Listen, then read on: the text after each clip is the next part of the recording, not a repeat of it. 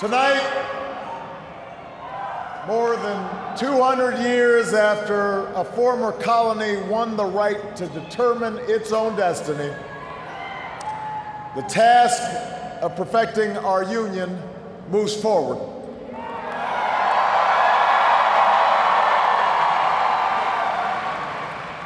It moves forward because of you. It moves forward because you reaffirmed the spirit that has triumphed over war and depression, the spirit that has lifted this country from the depths of despair to the great heights of hope, the belief that while each of us will pursue our own individual dreams, we are an American family and we rise or fall together as one nation and as one people.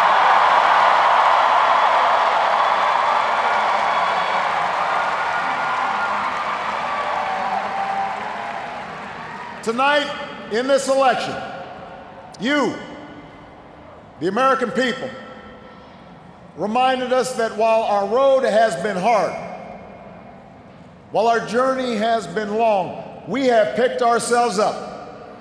We have fought our way back. And we know in our hearts that for the United States of America, the best is yet to come.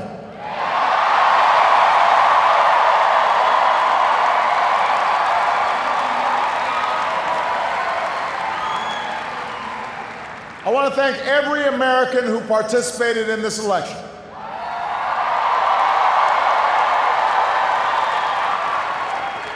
Whether you voted for the very first time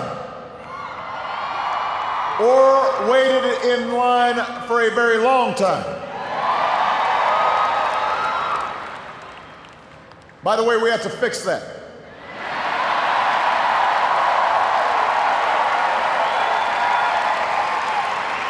Whether you pounded the pavement or picked up the phone.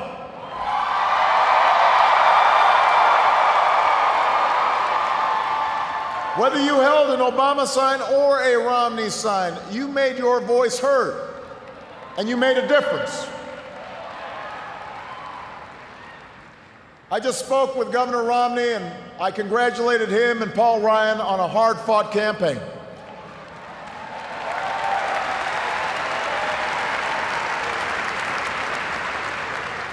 We may have battled fiercely, but it's only because we love this country deeply, and we care so strongly about its future. From George to Lenore to their son Mitt, the Romney family has chosen to give back to America through public service, and that is a legacy that we honor and applaud tonight.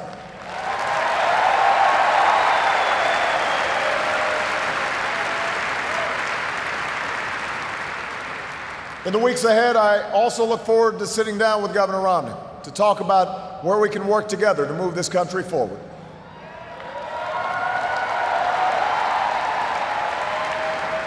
I want to thank my friend and partner of the last 4 years, America's happy warrior, the best vice president anybody could ever hope for, Joe Biden.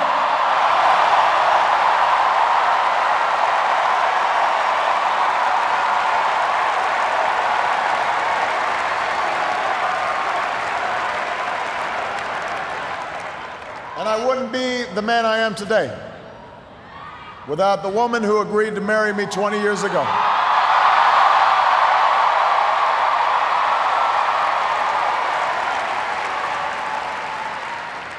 Let me say this publicly, Michelle, I have never loved you more. I have never been prouder to watch the rest of America fall in love with you too, as our nation's First Lady.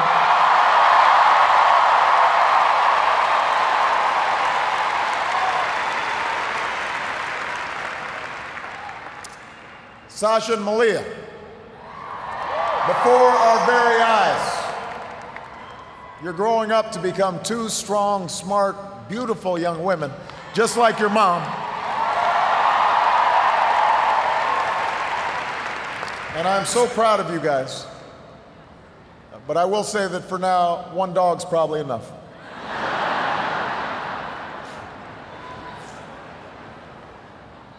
To the best campaign team, and volunteers in the history of politics.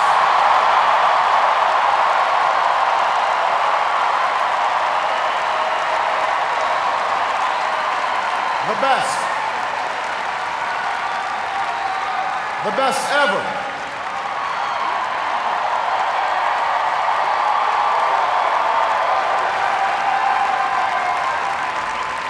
Some of you were new this time around, and some of you have been at my side since the very beginning. But all of you are family. No matter what you do or where you go from here, you will carry the memory of the history we made together. And you will have the lifelong appreciation of a grateful president. Thank you for believing all the way to every hill, to every valley. You lifted me up the whole way, and I will always be grateful for everything that you've done and all the incredible work that you've put in.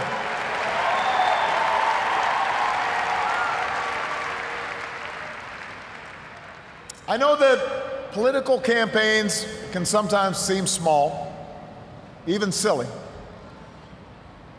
And that provides plenty of fodder for the cynics who tell us that politics is nothing more than a contest of egos or the domain of special interests. But if you ever get the chance to talk to folks who turned out at our rallies and crowded along a rope line in a high school gym, or saw folks working late at a campaign office in some tiny county far away from home, you'll discover something else. You'll hear the determination in the voice of a young field organizer who's working his way through college and wants to make sure every child has that same opportunity.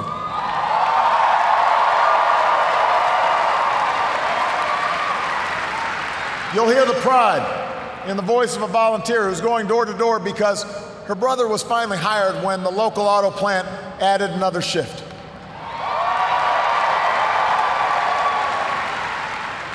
You'll hear the deep patriotism in the voice of a military spouse who's working the phones late at night to make sure that no one who fights for this country ever has to fight for a job or a roof over their head when they come home.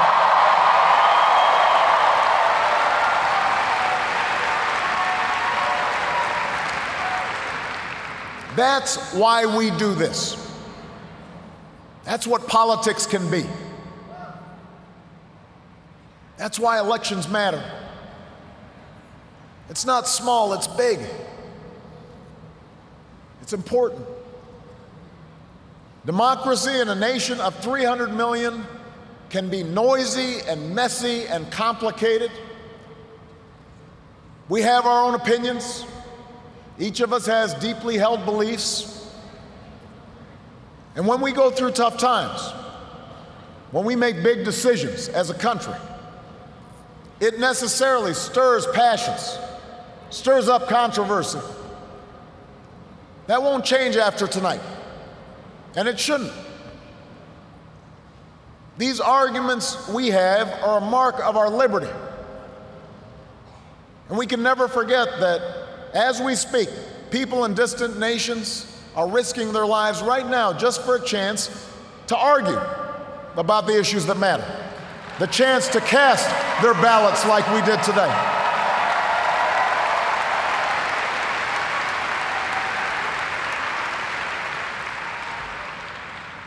But despite all our differences, most of us share certain hopes for America's future. We want our kids to grow up in a country where they have access to the best schools and the best teachers.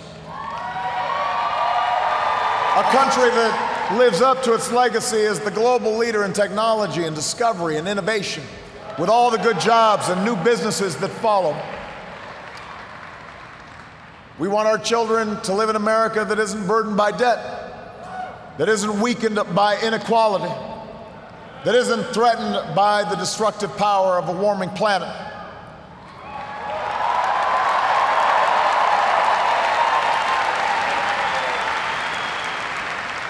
We want to pass on a country that's safe and respected and admired around the world.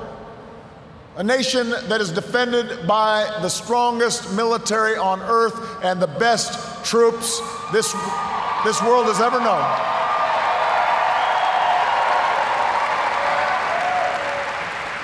But also a country that moves with confidence beyond this time of war to shape a peace that is built on the promise of freedom and dignity for every human being. We believe in a generous America, in a compassionate America, in a tolerant America, open to the dreams of an immigrant's daughter who studies in our schools and pledges to our flag.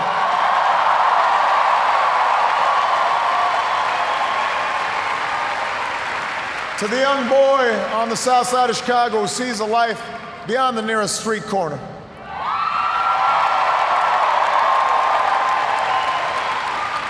To the furniture worker's child in North Carolina who wants to become a doctor or a scientist, an engineer or an entrepreneur, a diplomat or even a president. That's the future we hope for. That's the vision we share. That's where we need to go. Forward. That's where we need to go. Now, we will disagree, sometimes fiercely, about how to get there. As it has for more than 2 centuries, progress will come in fits and starts. It's not always a straight line. It's not always a smooth path. By itself, the recognition that we have common hopes and dreams won't end all the gridlock or solve all our problems or substitute for the painstaking work of building consensus and making the difficult compromises needed to move this country forward. But that common bond is where we must begin. Our economy is recovering. A decade of war is ending. A long campaign is now over.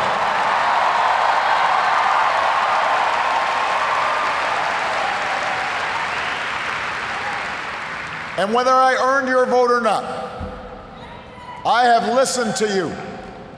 I have learned from you. And you've made me a better president. And with your stories and your struggles, I return to the White House more determined and more inspired than ever about the work there is to do and the future that lies ahead.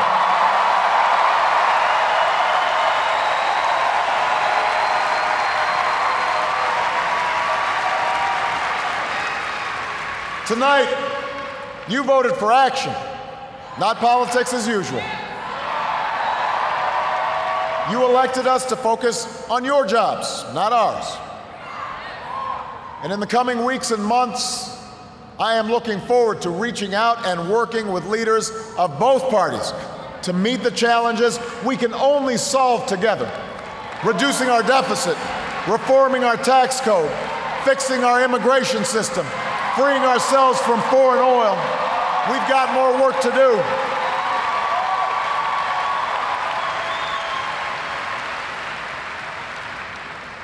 But that doesn't mean your work is done.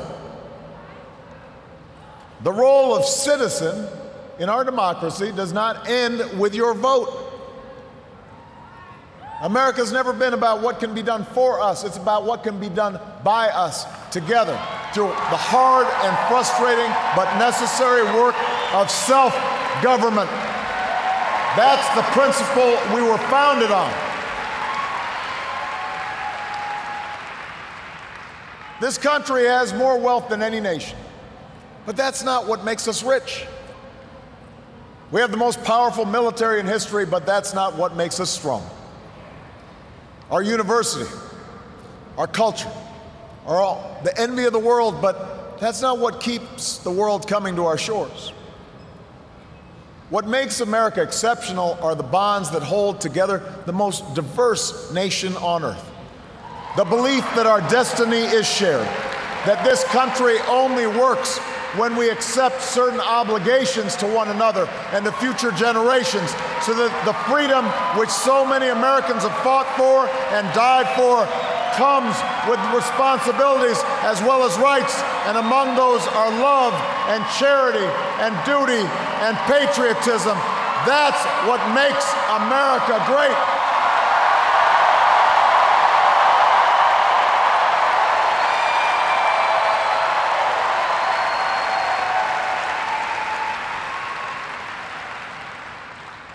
I am hopeful tonight because I've seen the spirit at work in America. I've seen it in the family business whose owners would rather cut their own pay than lay off their neighbors, and in the workers who would rather cut back their hours than see a friend lose a job. I've seen it in the soldiers who re-enlist after losing a limb, and in those SEALs who charged up the stairs into darkness and danger because they knew there was a buddy behind them watching their back.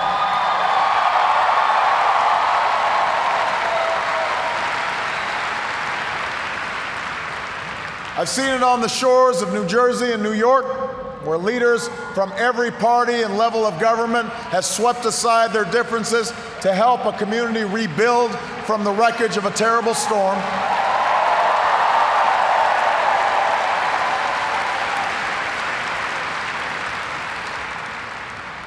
And I saw it just the other day in Mentor, Ohio, where a father told the story of his 8-year-old daughter whose long battle with leukemia nearly cost their family everything. Had it not been for health care reform passing just a few months before the insurance company was about to stop paying for her care.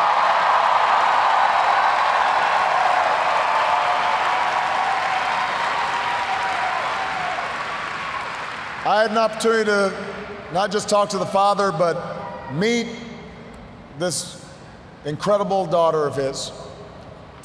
And when he spoke to the crowd, listening to that father's story, every parent in that room had tears in their eyes, because we knew that little girl could be our own. And I know that every American wants her future to be just as bright. That's who we are. That's the country I'm so proud to lead as your president.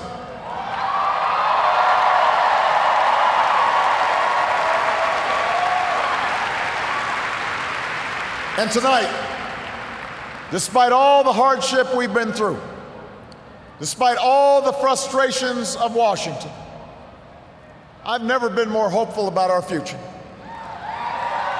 I have never been more hopeful about America.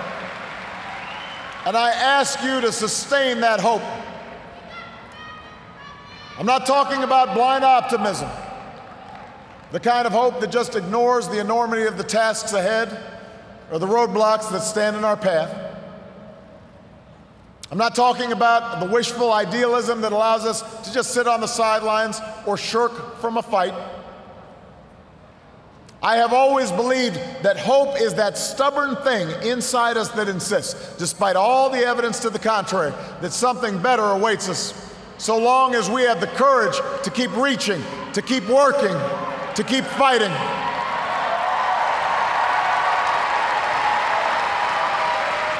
America, I believe we can build on the progress we've made and continue to fight for new jobs and new opportunity and new security for the middle class.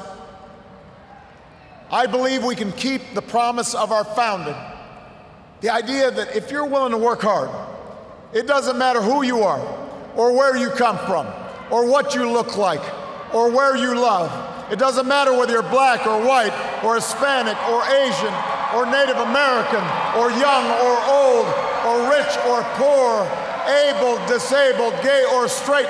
You can make it here in America if you're willing to try.